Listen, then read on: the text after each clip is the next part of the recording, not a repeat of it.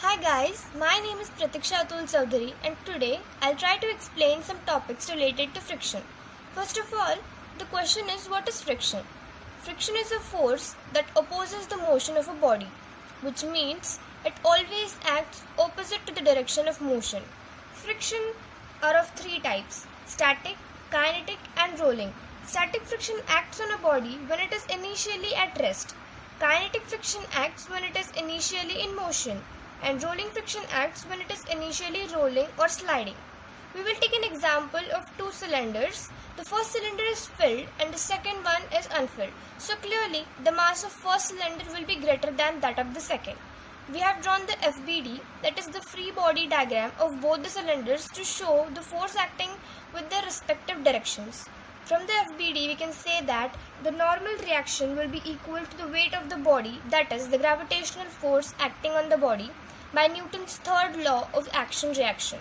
Since the mass of the first cylinder is greater than that of the second cylinder, the gravitational force acting on first cylinder will be more, and thus the normal reaction will also be more for the first one. We know static friction is directly proportional to normal reaction. So static friction for first cylinder will also be more. To remove the proportionality sign, we must add some constant. So the constant over here is the coefficient of static friction along with the negative sign, which indicates that static friction always acts in the opposite direction. Note that in the above example of cylinders, the direction of static friction cannot be determined until it starts to move. The second topic is angle of friction. As you can see, there is a block placed on a surface which is pulled in the right hand side by an external force. Since the motion of the body will be in the right side, the static friction acting on the body will be in the opposite direction, that is left side. We have discussed earlier that static friction is equal to the product of coefficient of static friction and normal reaction.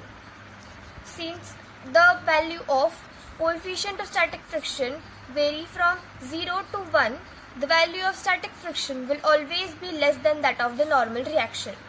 The value of coefficient of static friction can never be 0, as no surface can be perfectly frictionless.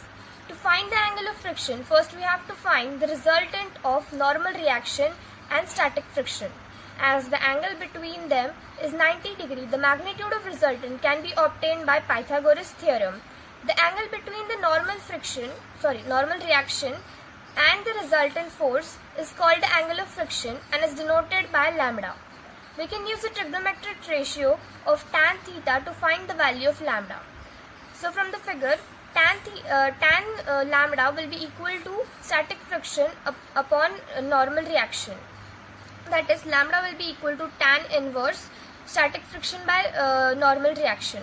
From this equation, we can say that static friction by normal friction will be equal to coefficient of static friction. So we can also say that lambda is equal to tan inverse coefficient of static friction. The next topic is angle of repose. Here, pose means position and re means again. So the body will again come to its initial position. We will put two surfaces, one over the other. Then we will lift the upper surface, that is surface 2, so that it makes an angle of theta 1 with the surface 1. As we go on increasing the theta, at some point the block will start to slide. The angle will be known as angle of repose. To find the angle of repose, first we have to draw the FBD. From the FBD, we can say that the normal reaction is equal to mg cos theta and static friction is equal to mg sin theta, as the body is in equilibrium. To find the angle, we will divide the second equation by first. So we will get tan theta is equal to static friction by normal friction. We know that static friction by normal friction is equal to coefficient of static friction. So theta will be equal to tan inverse coefficient of static friction. We know that tan lambda is also equal to coefficient of static friction.